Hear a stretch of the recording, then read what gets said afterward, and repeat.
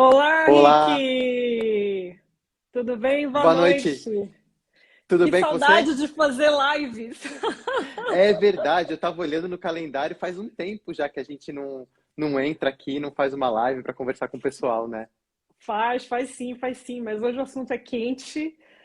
Já recebi um monte de mensagem aqui de gente, olha, essa live é para mim, essa live. Na realidade, essa live é para todo mundo, porque Para todo mundo.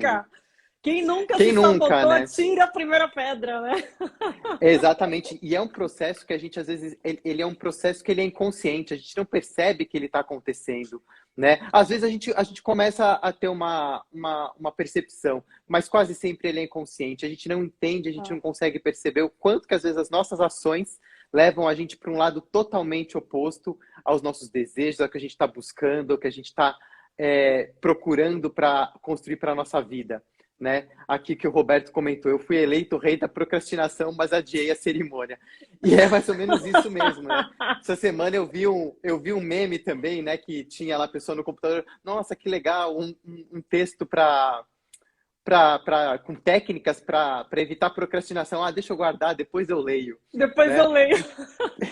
Então, a procrastinação, na verdade, é só um pedacinho, né? É só uma forma de autossabotagem. Tem muitas outras que às vezes a gente nem percebe. Essas mais latentes, a gente tem um pouco mais de consciência, né? Mas muitas vezes, na maioria das vezes, são processos inconscientes que a gente acaba nem percebendo que estão acontecendo.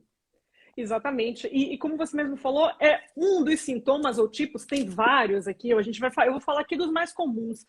Mas antes, dá um nome aos bois, né? O que é autossabotagem, o que é síndrome do impostor. Então, primeiro, falando um pouquinho de autossabotagem.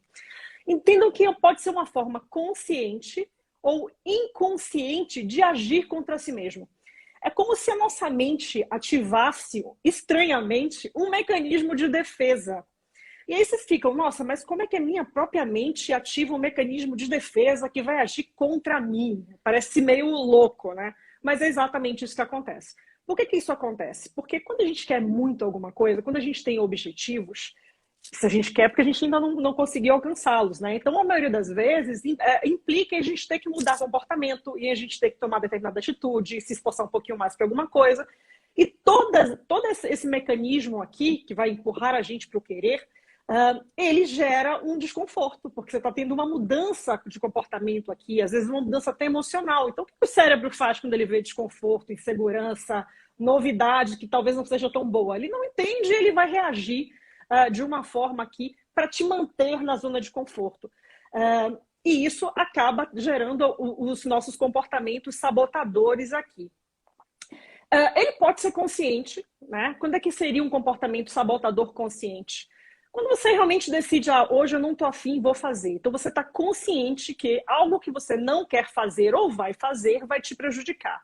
Até aqueles momentos em que a gente está no trabalho, um trabalho que a gente não gosta ou não se identifica, e que a gente fala assim, quer saber? Hoje eu vou chegar tarde, eles não estão nem aí para mim. Quer saber? Eu não vou entregar o que tem que entregar, vou fazer errado mesmo. Quando a gente faz isso, aqui está rolando um boicote duplo. Boicote duplo por quê? Porque você está boicotando claramente a empresa.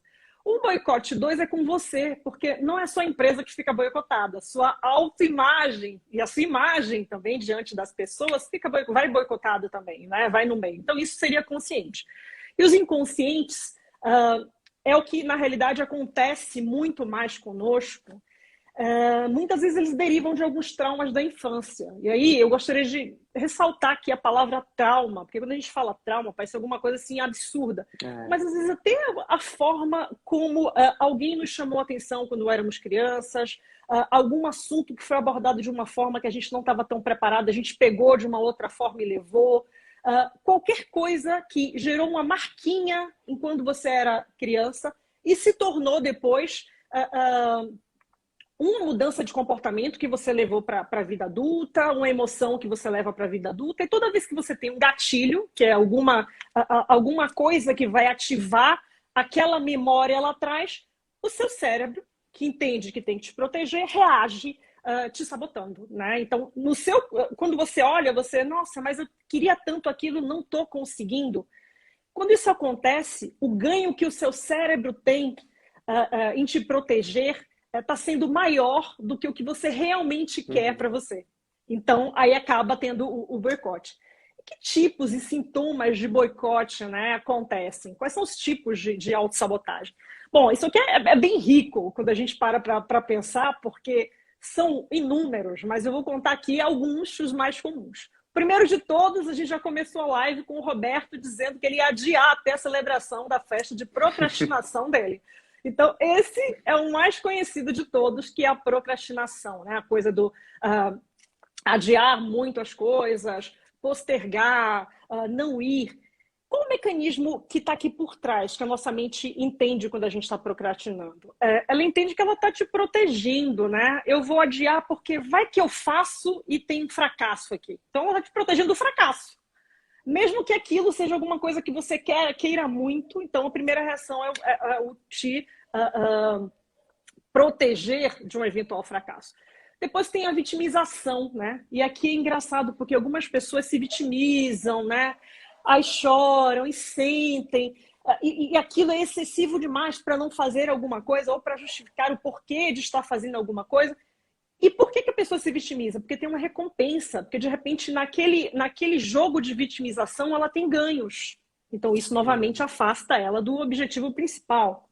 A gente tem a negação, que é quando a gente está negando as nossas próprias necessidades, as coisas que a gente quer, também por medo do fracasso, né? Então esse aqui é um dos que eu digo que eu uso muito às vezes, sabe? Eu uso muito a negação, cada um vai se identificar com alguma coisa, mas a negação é minha. A procrastinação é minha já. Acho que minha, de boa parte das pessoas. Eu também procrastino um bocado, mas eu acho que a negação vem primeiro, depois a procrastinação. Tem também a questão do medo, que também é um bem famoso. O medo é comum quando a gente vai começar qualquer coisa que é desconhecida, quando a gente vai iniciar alguma atividade, mas quando é que ele passa a ser um dos sintomas de autossabotagem? Quando a gente usa o medo num volume muito alto, né? Se é que eu posso dizer usar medo em volume alto. É quando você tem um medo tão excessivo que te paralisa e te impede de agir. Qual é o mecanismo que está sendo usado aqui? Proteção. Então, sua mente está lançando o medo em você para você não ter que agir. Vai que é uma armadilha, né? A mente está tentando te proteger. Aí a gente também tem um outro que é inconsistência. Que é, eu vou fazer as coisas e não vou terminá-las. Eu vou fazer as coisas fora do padrão que eu sei que tem que fazer. Por quê? Aqui eu tenho medo do fracasso. E o engraçado, eu também tenho medo do sucesso. Por que medo do sucesso? Porque pode me trazer holofote, eu posso ficar vista, eu não quero chamar atenção, eu não quero ninguém me olhando, não quero ser notado, né? E tem um outro, que é a culpabilização, né? Que você fica se culpando de tudo, ó céus, ó terra, flagelo para um lado, flagelo para o outro, isso também é uma forma de autossabotagem. Então, esses são alguns tipos aqui, os mais comuns. E aí vocês devem estar me perguntando, tá, Grazi, mas e síndrome do impostor? Bom, a gente pode usar um desses sintomas, 2, 3 ou até todos na vida da gente, né? E a síndrome do impostor, ele tem uma relação direta com a autossabotagem, porque ela é uma tendência de autossabotagem. É quando o ser humano tem uma percepção de falsidade ideológica. Ele claramente entende que ele é uma fraude. Tipo, sou uma fraude. Sabe aquelas situações onde você está super preparado para entrar numa reunião? Não tem ninguém melhor que você para fazer aquela reunião. Mas aí você vai para a reunião preparado, com tudo na cabeça, e secretamente na sua cabeça está lá passando, olha, vai dar tudo errado, você vai ser chamada a atenção, você vai ser ridicularizada, sei lá, o teto cai na sua cabeça quando você estiver falando. Sabe esses pensamentos? E a gente fica tão nervoso, que acaba acontecendo, né? Se torna uma profecia autorrealizável. E esse termo de síndrome do impostor, ele vem de 1978, ou seja, tem mais de 40 anos que esse termo é utilizado, e surgiu nas pesquisas de duas psicólogas, a Pauline Rose e a Suzanne Imes. Então, as duas estavam observando indivíduos e chegaram à conclusão que esse sintoma de uma autossabotagem era de uma coisa chamada síndrome do impostor. Outra coisa que os que sofrem de síndrome de impostor usam muito, né? Esse sucesso não é meu, foi por acaso. Eu ganhei a promoção porque, sei lá, sou bonitinha, né? Tô com o cabelo cacheadinho agora, fui promovida. Ou ganhei um emprego novo, um projeto novo, mas na hora que eu começar esse trabalho, eles vão descobrir que eu não sei fazer nada daquilo, eu sou uma farsa. Uhum. Sabe? Então é muito característico o medo excessivo do fracasso, o achar que aquilo não é para você, que vai dar errado. Tudo isso são características sabotadoras de quem usa muito a síndrome do impostor. E aí a gente vai ver depois aqui, o Rick vai falar também algumas coisas para vocês, e ao longo dessa live aqui a gente vai entender como é que a gente pode driblar essa síndrome do impostor e estar mais Uhum. consciente de como utilizar as nossas forças e conseguir ter um autoconhecimento aqui para não se sabotar, né? Porque isso afasta a gente de tudo que a gente quer. Tem um comentário aqui do Bruno que ele diz assim: tem pessoas também conscientemente acham que não merecem o sucesso. E esse também é um dos sintomas e é um dos gatilhos, na verdade, né? E que eu vou falar um pouquinho sobre os gatilhos que levam a gente à autossabotagem, né? Então, como a Grazi falou, lá atrás, né? A gente, ao longo da vida, a gente vai vivendo experiências que vão deixando marcas. Trauma é o nome técnico para isso, né? Então, a gente vai vendo diversas experiências que vão deixando marcas. Experiências boas, experiências ruins, isso tudo vai formando ali as nossas crenças e, enfim, tudo que a gente pensa, que a gente sente. Mesmo inconscientemente, está sendo marcado por isso. E aí, ao longo da vida, a gente vai vendo outras experiências que vão ativando essas experiências anteriores e que trazem esses sentimentos de volta à tona.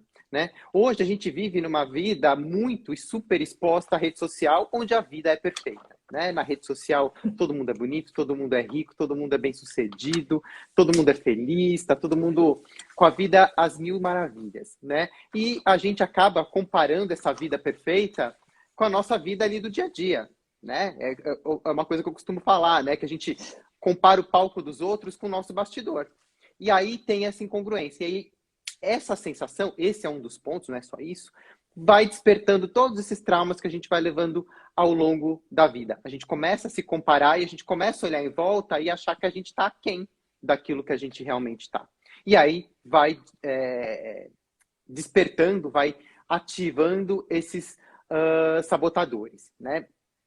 Eu acho que a gente falou um pouco da procrastinação, mas eu acho que a procrastinação, todo mundo procrastina, né? Faz parte do ser humano. Tem uma pesquisa que foi feita por uma universidade da Inglaterra, eu vou falhar que eu não lembro qual universidade, mas foi feita em 2014, essa pesquisa, que a procrastinação é genética, é um fator genético do ser humano. A gente, lá atrás, quando a gente foi criado, quando a gente começou ali a essência da vida do ser humano, a gente não tinha necessidade de pensar no longo prazo, a gente tinha uma necessidade de pensar ali no curto prazo, né? A gente precisava ali comer e caçar a hora que a gente tivesse fome.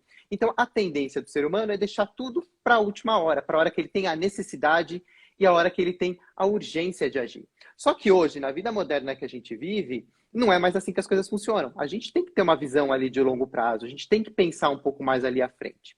Então, a procrastinação está ligada muito a isso. Acho que tem um comentário da Cíntia, né, que a procrastinação ela pode ser confundida com preguiça. Um pouco, mas não necessariamente a procrastinação é não fazer nada. Muitas vezes você está super ocupado, mas você não está fazendo aquilo que é importante. Você não está fazendo aquilo que é necessário para que você consiga produzir, que você consiga atingir, que você consiga chegar no teu objetivo. Né? Então você tem ali uma sensação de que você está agindo, que você está fazendo as coisas, mas no final das contas você está jogando para frente aquilo que de fato você precisa fazer. E aí, como você mesmo disse, Grazi, tem várias questões ali envolvidas. Pode ser ali porque eu estou com medo daquilo, pode ser por causa do medo da mudança, né? Eu vou fazer aquilo vai me gerar um desconforto. É algo novo que eu vou precisar implementar e ali também não está muito familiarizado e você vai deixando, vai deixando e vai deixando. E aí, essa procrastinação, ela gera também um outro gatilho, que é o gatilho da autocobrança e da culpabilidade. Por quê? Eu não fiz. E aí, esse eu sou mestre nisso. Eu tenho que ficar o tempo todo ali no orar e vigiar para não entrar nesse ciclo. Por Eu quê? também. Eu vou empurrando a coisa lá para frente, aí passa, puxa vida, eu não fiz aquilo que eu tinha que ter feito. Eu não estou fazendo, mas estou ali o tempo todo. Eu devia ter feito aquilo e não fiz. Eu devia ter feito aquilo e não fiz. E aí começa a gerar culpa e tá lá o chicotinho, né? Estralando nas costas, porque você não fez aquilo que deveria ter sido feito. E gera culpa. E aí isso só vai alimentando o ciclo, né? Você começa com a procrastinação, entra no ciclo de culpa e de arrependimento, né? E aí eu estava pesquisando, estava estudando um pouco para a gente falar sobre o tema, e eu achei uma definição de culpa que eu achei muito interessante, que culpa é uma forma de descarregar dor e desconforto, né? Então a culpa, de certa forma, ela também gera uma dor, mas também é uma forma que a gente tem ali de descarregar aquilo. Pronto, eu já me puni, já me culpei, então eu tô quite comigo. Já fiz ali o meu pecadinho, já tô aqui com a minha culpa e tá tudo certo, e segue o baile. Só que você tá ali, naquele ciclo que não sai do lugar. Um outro ponto também que faz a gente procrastinar e que faz a gente também se auto-sabotar é não ter clareza dos objetivos, é a gente ter dúvida do que a gente quer. Né? Muitas vezes a gente deixa de agir ou a gente deixa de fazer as coisas porque a gente não tem tanta certeza se aquilo é algo que a gente deseja ou se aquilo vai dar o resultado que a gente espera. E aí também entra e dispara outros gatilhos. O primeiro do medo.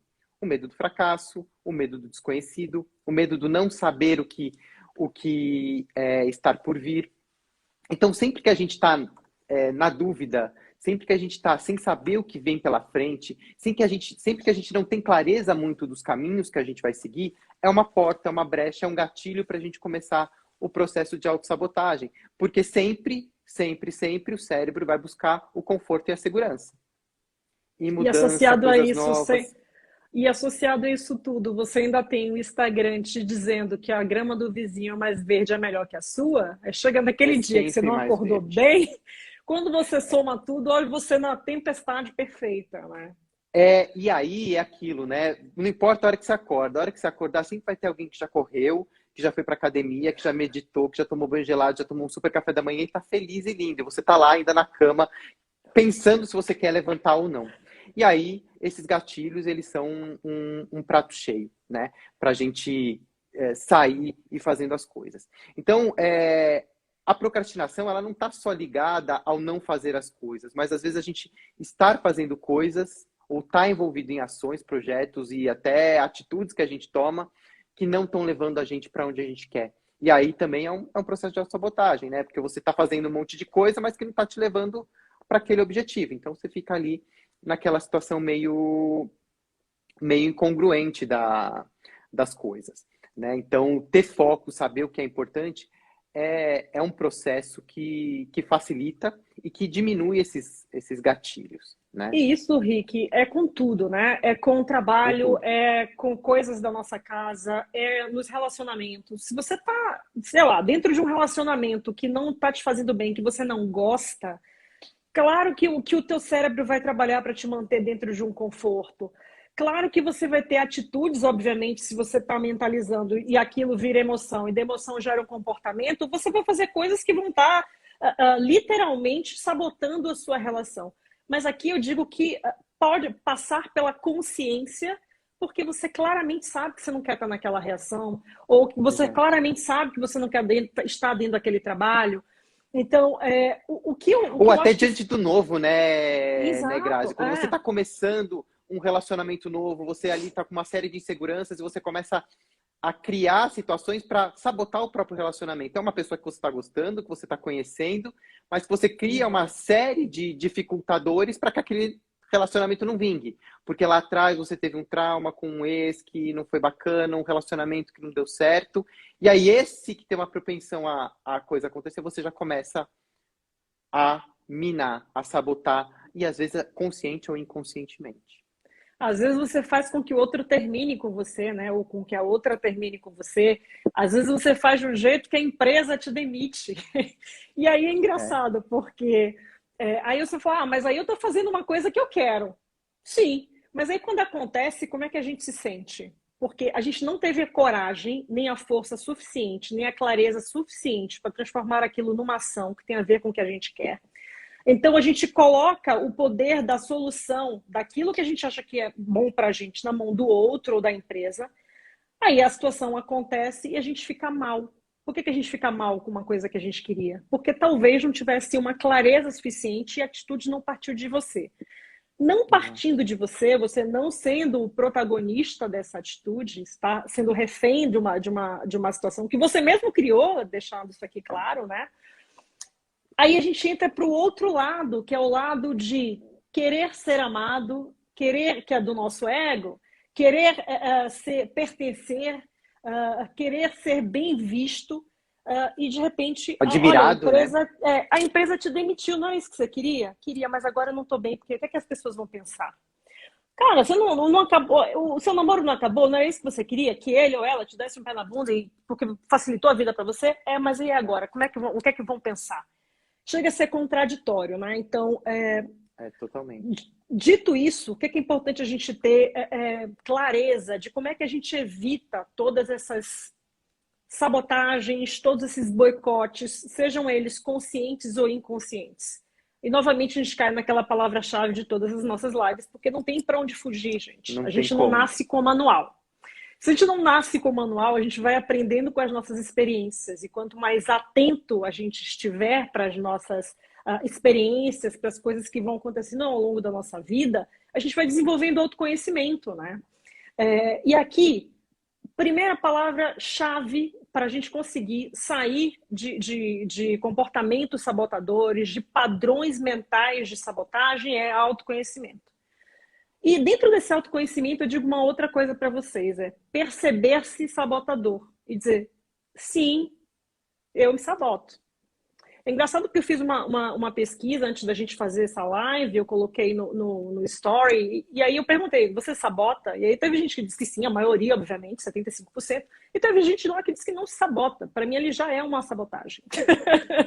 Porque em menor ou maior grau, a gente está adiando a dieta, a gente está adiando a ida à academia, a gente está adiando a troca de trabalho ruim, a gente está adiando terminar um namoro que não nos faz feliz, a gente está adiando estudar para uma prova que é importante, que você se preparou, a gente adia ou a gente muitas vezes nega aquilo que a gente mais quer, por medo, né?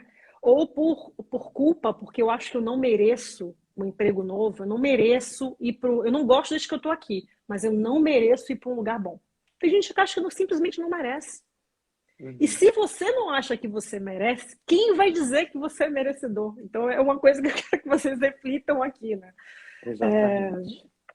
E depois dessa coisa do se reconhecer sabotadora, é importante também a gente perceber quais são os gatilhos, né? Que comportamento, ok, eu sou sabotadora. Qual comportamento que eu tenho aqui que é de sabotagem? Então, eu falei aqui o de negação e depois o de procrastinação. O Ri falou também, olha, eu sou procrastinador, ok. Beleza. Então, são passos importantes porque a gente não consegue mudar ou cuidar ou tratar algo que a gente não sabe o motivo. Então, mesmo que a gente entenda que, olha, às vezes essa sabotagem é mais forte do que eu, quando eu vejo, já fiz. Mas você consegue reconhecer qual é o mecanismo? Por que você sabotou? Se você começa a identificar os padrões, já facilita. Eu tenho um amigo que está aqui até nessa live agora, não vou citar o nome dele, e é engraçado porque às vezes ele está assistindo live ou assistindo séries e eu também, e aí de repente ele manda uma mensagem assim, gente, parei de ver isso porque me deu gatilho. Isso é um puta autoconhecimento. Por quê? Você vai continuar com alguma coisa que está te machucando ou está te trazendo memória de algo ruim? Então, é um ponto que a gente tem que observar. Depois eu reforço uma outra coisa que o Ri trouxe, que é a clareza do objetivo. Então, se você já se conhece, percebe os gatilhos, sabe qual é o objetivo, o que é que você quer para você?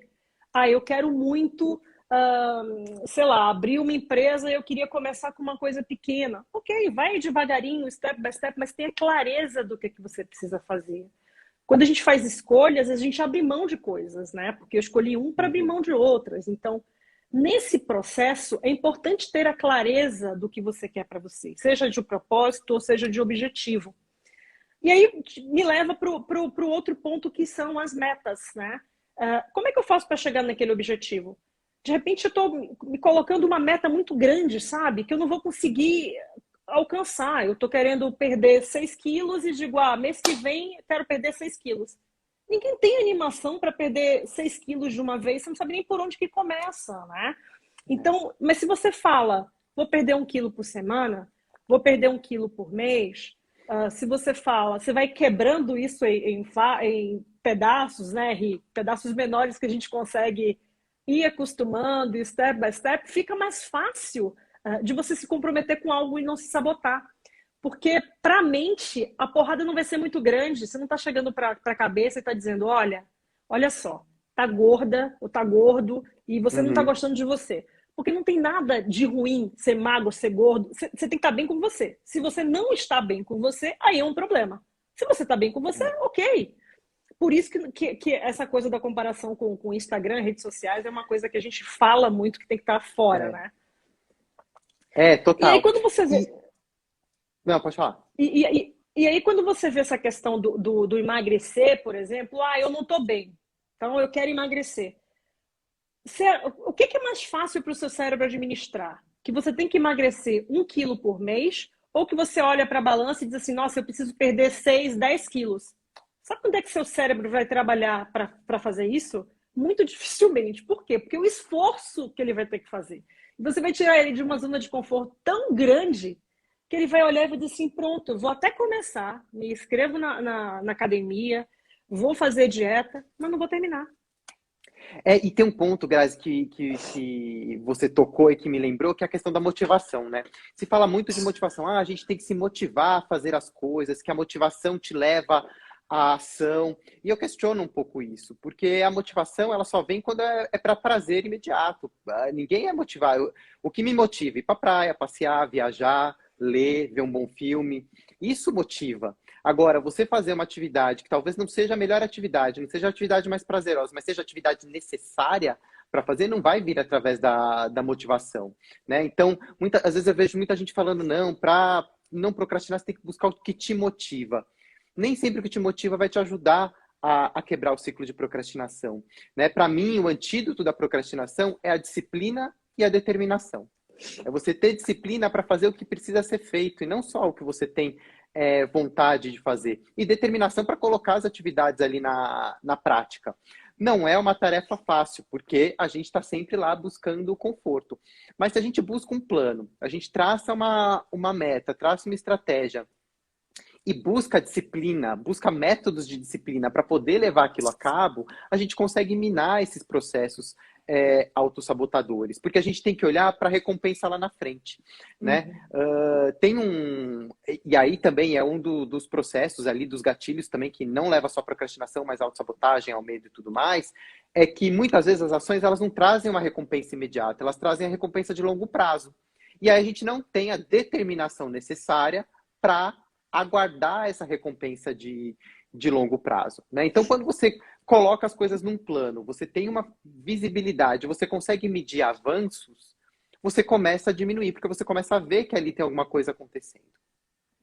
Mas aí a gente esbarra também em outros pontos, né? Um deles também é a questão do merecimento, que a gente falou um pouco aqui, né? De não se sentir merecedor daquilo, ou se sentir que a coisa não veio com muito esforço. Esse é um comportamento que eu vejo muito em mim, né? Muitas vezes não é que eu não me sinta merecedor, mas muitas vezes eu noto e eu atribuo muito as coisas a uma sorte. Eu acho que eu sou uma pessoa muito sortuda, né? Na minha vida eu tive muitas facilidades, assim, as coisas aconteciam de uma forma muito, muito fluida. E aí, eu lendo aqui e pesquisando, e eu sempre falo assim, sempre as pessoas me falam, nossa, né, você conseguiu isso, tal, aquilo, eu falo assim, tenho sorte, as coisas acabam fluindo. E aí isso também é uma forma da gente minar o nosso merecimento. Peraí, foi só sorte? Ou eu plantei as sementes certas, ou eu fiz as coisas que eu deveria ter feito, né? O quanto foi só sorte, ou o quanto também foi resultado de ações que eu tomei. Então, também, muitas vezes, a autossabotagem, a síndrome do impostor, e principalmente a síndrome do impostor, ela vem muito do não merecimento, né? Da crença do não merecimento. E que ela tem esse viés também de você atribuir muito as suas conquistas, as suas vitórias, a fatores externos e não a você. Seja sorte, seja ajuda de alguém, seja a estrutura familiar que você nasceu. E é importante a gente se reconhecer e olhar para as conquistas que a gente teve, para as coisas que a gente faz, né? E para olhar e falar assim, não, peraí, eu mereci isso. Eu fiz por onde, né? As coisas aconteceram porque teve uma ação minha ali, né? Então, também olhar para essa questão do merecimento é importante para a gente minar esses aspectos sabotadores. Tem um outro ponto também, que é a questão da gente se colocar vulnerável, né? A vulnerabilidade. A Brené Brown fala perfeitamente sobre isso, nem vou me aprofundar muito, que é um tema para uma live, a gente fala de vulnerabilidade, fragilidade, como que a gente usa isso para potencializar, né? Então, quem tiver mais interesse, assiste o TED Talks da Brené Brown, tem o livro dela, que a gente já recomendou aqui na The Lighthouse, tem uma palestra dela na Netflix, e ela fala muito disso, né? Que a gente não se coloca nas situações, a gente não se expõe às nossas vulnerabilidades, primeiro pelo medo do julgamento, que tem origem na vergonha, né? A vergonha, ela desencadeia muitas coisas, seja o medo do julgamento, desencadeia o medo do fracasso. A gente não tem medo de fracassar, a gente tem medo da vergonha que a gente vai passar quando a gente fracassa. Só que só tem uma forma da gente descobrir se as coisas vão dar certo ou não. É experimentando e fazendo. Até o momento que a gente coloca o nosso corpo para jogo, que a gente experimenta, que a gente parte para ação, a gente está no campo da imaginação. E no campo da imaginação, tudo pode acontecer na imaginação, só que não é na realidade. Aí a gente começa a tomar decisões e começa a tomar ações com base em coisas que não são verdadeiras. E alimenta, mais uma vez, o ciclo ali de autossabotagem, porque você está vivendo na imaginação, na possibilidade de algo acontecer ou de algo não acontecer e tudo mais. Isso tem muito a ver também, e aí um outro sabotador que é muito comum, que impede a gente de agir, né, na verdade, é a incerteza, né? A gente não age porque a gente não sabe o que vai acontecer. A gente não tem certeza se é exatamente aquele emprego que a gente quer, né? Quando você está lá buscando, quero sair. Aí surge uma oportunidade e fala assim, puta, será que esse é o melhor lugar? Aqui onde eu tô tá bom. Mas será que aquele lá vai ser melhor? Ou será que aquele outro vai ser o caminho? Tô conhecendo uma pessoa, mas será que essa é a pessoa certa? Né? A gente espera, muitas vezes, ter 100% de certeza para tomar uma decisão. A gente espera ter 100% das informações que a gente precisa, ou 100% de segurança para agir, para dar um passo.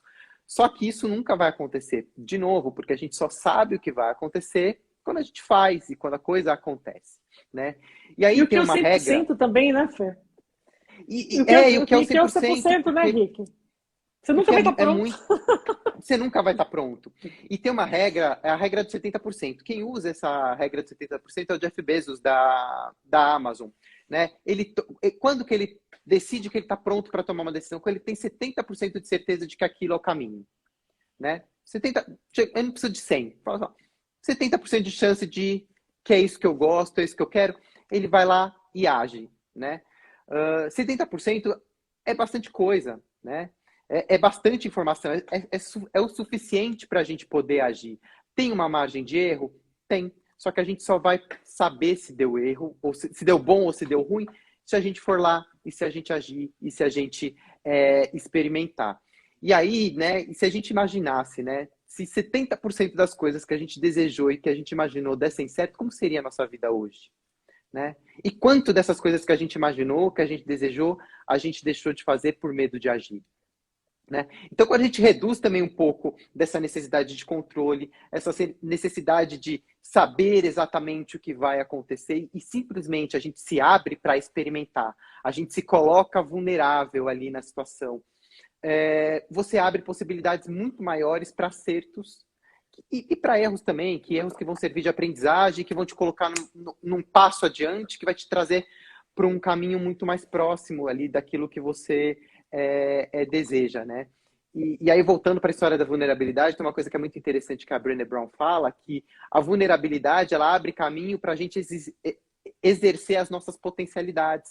Porque enquanto a gente está ali, na zona segura, a gente não se coloca ali vulnerável, não se abre para o novo, a gente está ali no conhecido, a gente está ali no controlado, a gente está ali no limitado. O quanto de possibilidades, o quanto de potencialidades que a gente deixa de acessar porque a gente está ali naquele ciclo ali de medo, culpa, ansiedade, ali eu não ajo, eu procrastino, não faço, você fica ali correndo atrás do rato. E aí também, né, muitas vezes culpando o universo, culpando o mundo, culpando o governo, né, porque sempre vai ter uma desculpa.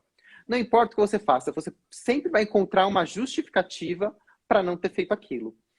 Eu quero emagrecer, mas eu não fui essa semana na academia. Mas eu não fui essa semana na academia porque eu trabalhei muito, porque eu estava cansado, não tive tempo. Beleza. Então, deu salvo-conduto ali. Então, sempre vai ter uma justificativa e sempre vai ter uma explicação para as coisas, né? Então, a gente também Principalmente tem se que essa for se sua vigiar muito com estratégia isso.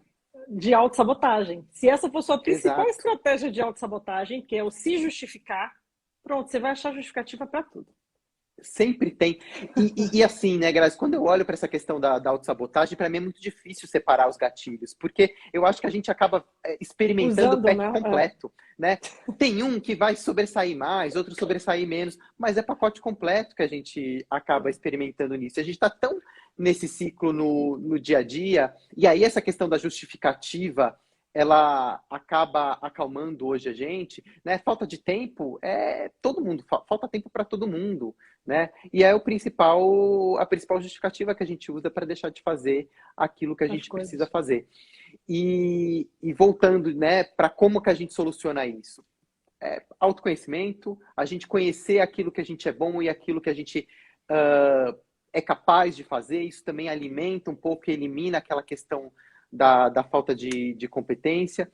E plano, né? A gente saber exatamente, não exatamente, mas a gente tem um direcionamento de onde a gente quer chegar e de que forma que a gente pode viabilizar isso, de forma realista, de forma clara, de forma concreta, aterrizada, né? Você mesmo falou disso. A gente não pode ficar criando metas muito mirabolantes, né? Não adianta eu querer ganhar R$ 1 milhão em 2 anos sem fazer por onde, né? Você tem que ali ter uma realidade. Não adianta eu querer perder 20 quilos em um mês só fazendo academia. Não vai rolar, né? Então, a gente criar ali um mecanismo muito mais voltado para disciplina, determinação, como eu implemento as coisas e identificando onde estão esses gatilhos para poder atacar cada um dos pontos. E aí a gente começa a ir avançando.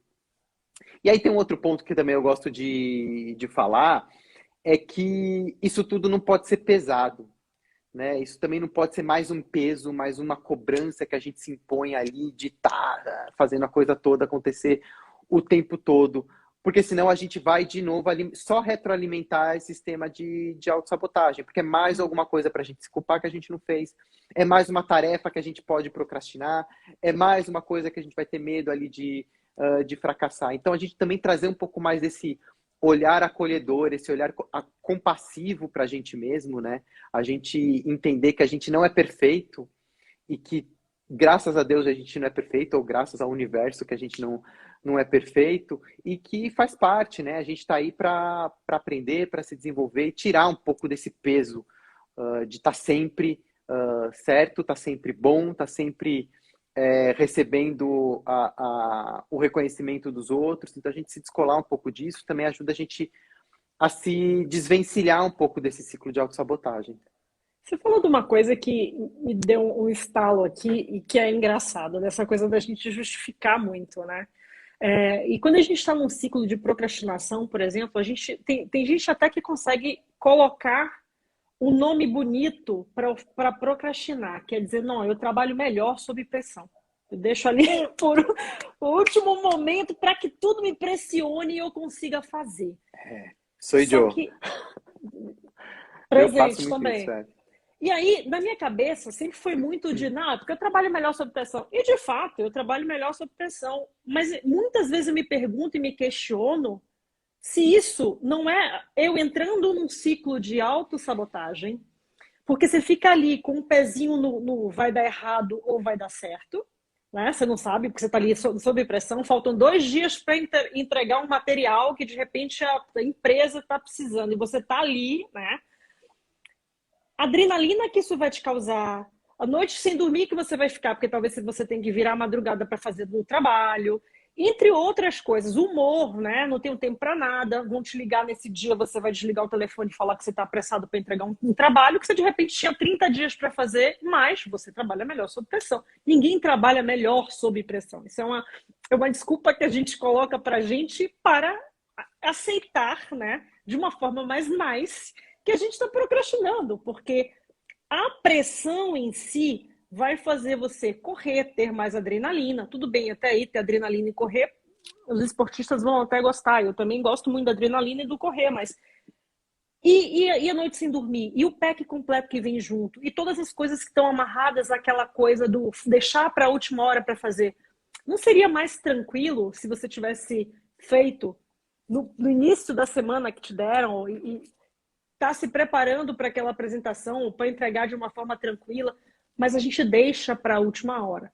E aí também tem a ver com a questão dos ganhos, né? Então, quando o ganho de não fazer aquilo naquela hora se torna menor do que a procrastinação, você procrastina. Você vai fazer outra coisa, que é o que o Ricardo falou mais cedo, do tipo das recompensas imediatas. Olha, eu poderia estar fazendo trabalho agora, mas quer saber? Eu vou pro cinema, eu vou relaxar, eu preciso relaxar. Aí você vai pro cinema porque a gente precisa relaxar. Vai pro cinema hoje, amanhã você vai sair para jantar, no dia seguinte você vai tomar um vinho. E cada dia você vai afastando o que você tem que fazer, né? Jogando lá para trás, e que de repente é uma coisa importante, porque as recompensas imediatas, elas estão ali à mão, né? Então você pega aquilo, e o nosso cérebro é movido a recompensa e prazer imediato. É fisiológico, né? A gente é movido a isso. A não ser que você tenha muita determinação e muita disciplina, ou tenha... Não precisa ter muita, basta que você tenha determinação e disciplina, você consegue colocar as coisas na prática. Se não, a gente é naturalmente movido ao prazer imediato, às recompensas mais de curto prazo. Tem uma coisa que eu queria chamar sua atenção aqui. A gente aqui já falou um pouquinho sobre questões de autossabotagem, os tipos, os sintomas. Falamos um pouco de síndrome do impostor, que é a questão da pessoa se identificar como uma fraude, que isso tem um comportamento destrutivo e que afasta ela do que ela quer. Só que tudo tem grau dentro de ou tem posição numa escala, né? Então, quando a gente está falando daquela sabotagem no nosso dia a dia, que é chata, que nos impede de conseguir o que a gente quer, e a gente vai e repete, mas que com foco, com autoconhecimento, com percepção, a gente consegue quebrar um padrão e consegue identificar o que é que a gente pode fazer para chegar no que a gente quer. Ok, vai te dar trabalho, não vai ser fácil, porque ter autoconhecimento, identificar gatilho, ter certeza das coisas que a gente quer é um processo difícil e até doloroso, porque é de percepção. Mas você até consegue, né? Você pode ter ajuda de um coaching, você pode fazer sozinho, você pode ter um amigo que você conversa, um mentor, etc. Mas, como eu falei, tudo tem posição numa escala, né? E a gente tem pessoas que sofrem de síndrome do impostor e que a coisa é muito crônica. Crônica ao ponto de entrar, e aqui eu quero chamar bastante atenção aqui para esse ponto, a ponto de entrar naquele ciclo de sabotagem e na culpa a pessoa até se mutilar. Isso é muito sério. Porque achar que não é merecedora, porque achou que deveria ter sido perfeito e não foi. Então, acaba se flagelando, não só psicologicamente, mentalmente, se culpabilizando, mas também se machucando.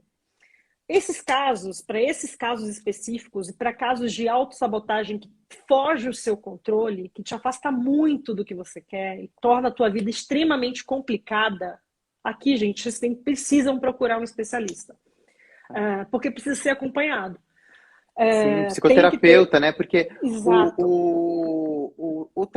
E assim, falando um pouquinho do trabalho das pessoas que podem ajudar, né? Um coach, um mentor, ele vai ajudar a gente a contornar essas questões, né? A gente fazer as coisas acontecerem no curto prazo, ali conseguir o resultado que a gente busca.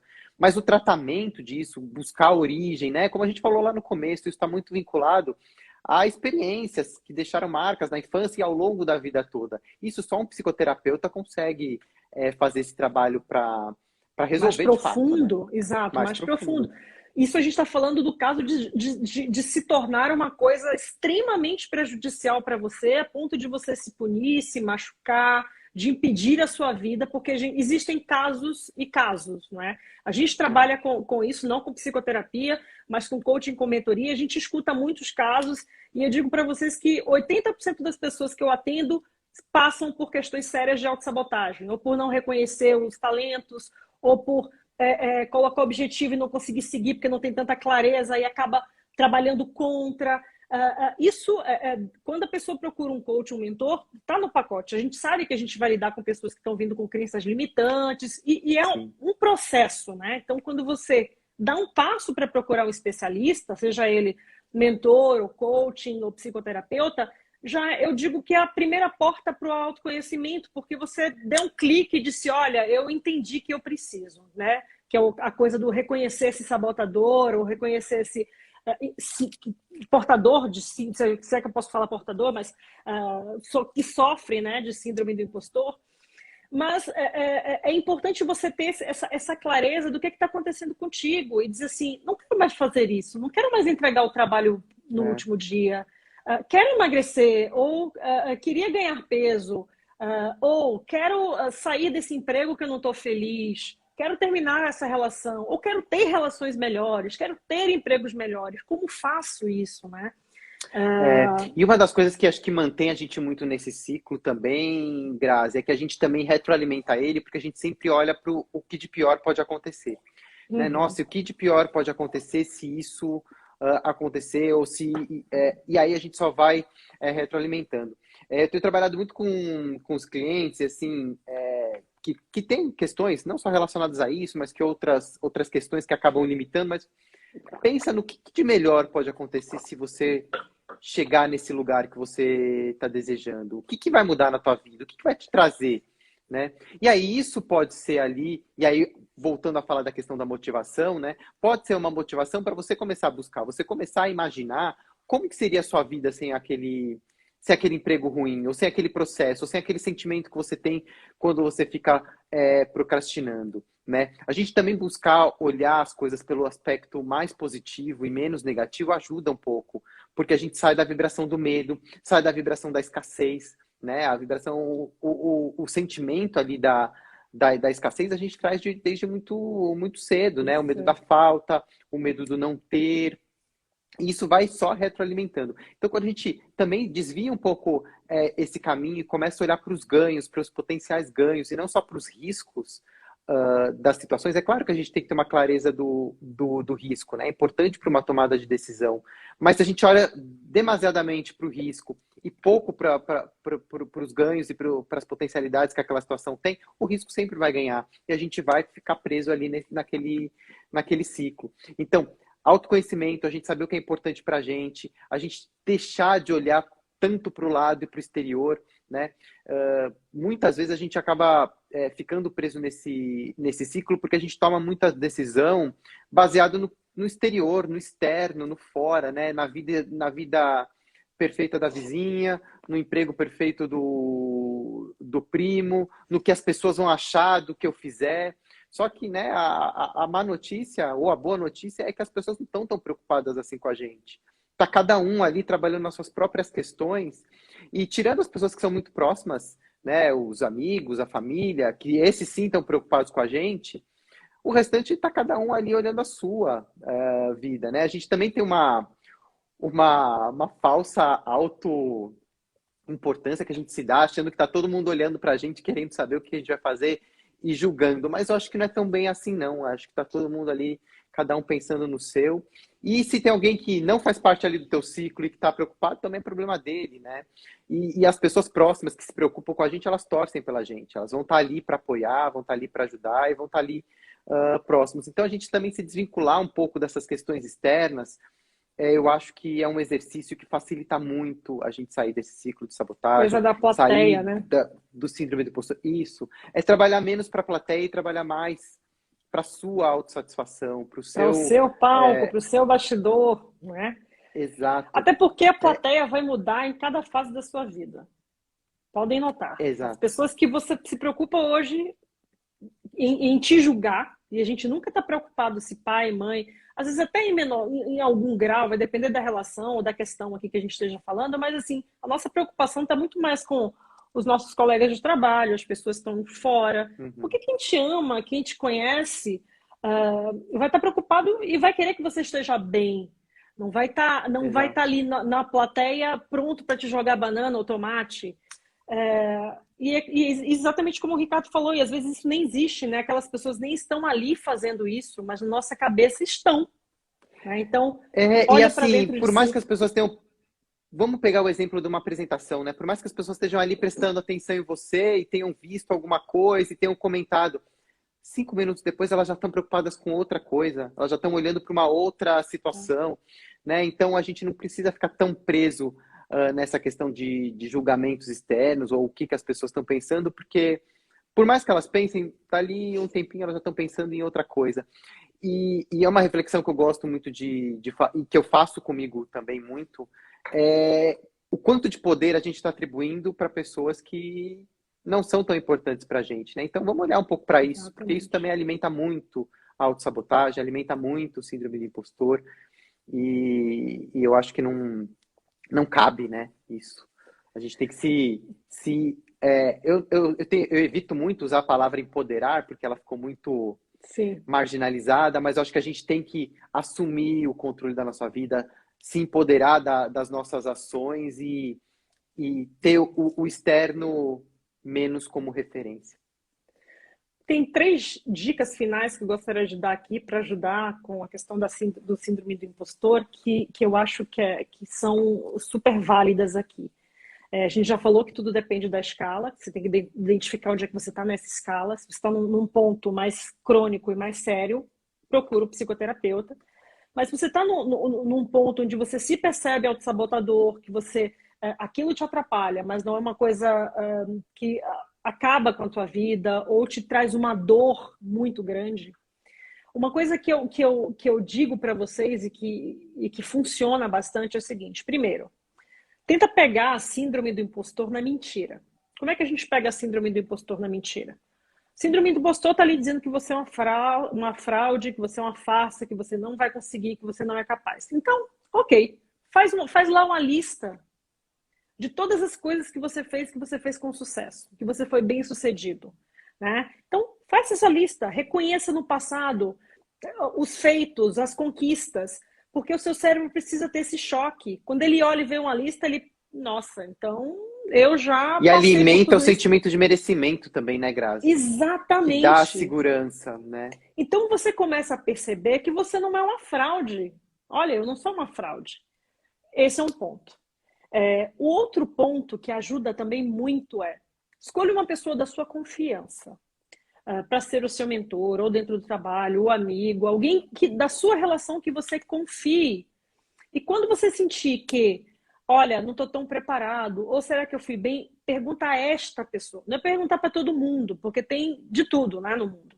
É perguntar para a pessoa que você permitiu que contribuísse com esse feedback para sua vida, dizer assim, olha, eu estou achando que isso não está bom, ou eu estou achando que eu estou fazendo tudo errado, ou eu estou achando... Qual é o seu ponto de vista com relação a isso? Me dá um feedback? Isso pode te ajudar, porque de repente aquilo, como uma pessoa que sofre de síndrome do impostor, tem uma autopercepção de falsidade. É importante trazer uma percepção externa, né? Porque você está ali duvidando da sua própria capacidade e às vezes por fora as pessoas que estão ali acompanhando aquilo não têm essa super percepção. bom, e está dizendo, não, mas está bom demais. E o teu questionamento a tua régua está tão alta que você não consegue perceber que está bom. E aí, de repente, o outro te diz, ou seja, se perceber sofrendo de síndrome do impostor também é um ponto onde você diz assim, cara, eu não posso confiar 100% na minha percepção, porque eu tenho uma percepção aqui com viés. Então, quem é a pessoa... E aí é um ponto importante, né? Que aí também contradiz, não é que contradiz, mas é um pouco diferente do que a gente comentou agora há pouco, que também é importante colher o feedback de fora. Para quem está nessa situação ali de não crer em si mesmo, peraí, deixa eu ver se é isso mesmo. Isso. Né? E aí é importante checar com as pessoas que ali convivem de perto com você, que acompanham, que podem te dar um feedback verdadeiro. Então, genuíno. é importante. E a última que eu digo, e foi uma coisa que eu aprendi para minha vida, porque me auto-sabotei durante um tempo, e isso é importante a gente ter essa clareza, ande com gente positiva. Esteja e permaneça em lugares positivos.